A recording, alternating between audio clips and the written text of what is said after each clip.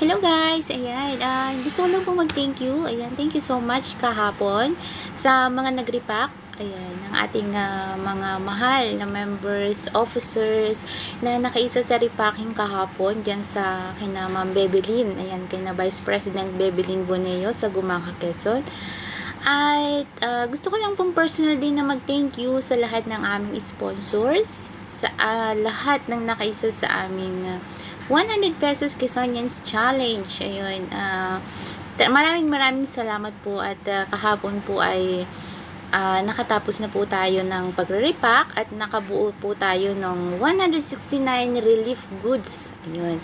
Ito po ay para sa ating mga mahal na senior citizen ng Barangay Duhat, Plata del Quezon. Kasama po ang mga PWD. Ayan, September 16, nandyan po ang Team I Love Quezonian sa Barangay Duhat, Plaridel, Quezon. Ayan, abangan nyo po yung team dyan ng September 16. Ayan.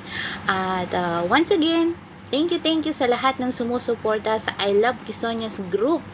Ayan, salamat sa inyong lahat. Alam nyo po kasi, hindi po namin ito magagawa at hindi po kami makaka-provide ng mga ganitong event kung wala po yung mga suporta nyo. Kaya ako po at ang aking team ay taos-pusong nagpapasalamat sa inyong lahat. Yan, maraming salamat. At sa mga susunod pang event na gagawin ng I Love Quezonians, ayan. Thank you so much sa inyong lahat. At God bless po sa lahat-lahat ng mga tumulong. Ayan, thank you sa inyong lahat. At sana next event ay nandyan pa rin kayo para sa amin. Once again, thank you so much. Ayan, thank you so much sa inyong lahat.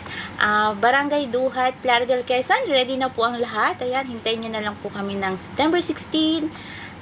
Yung Team I Love Quezonians po ay sure na po ang pagpunta niyo. Ayan, maraming salamat. Thank you.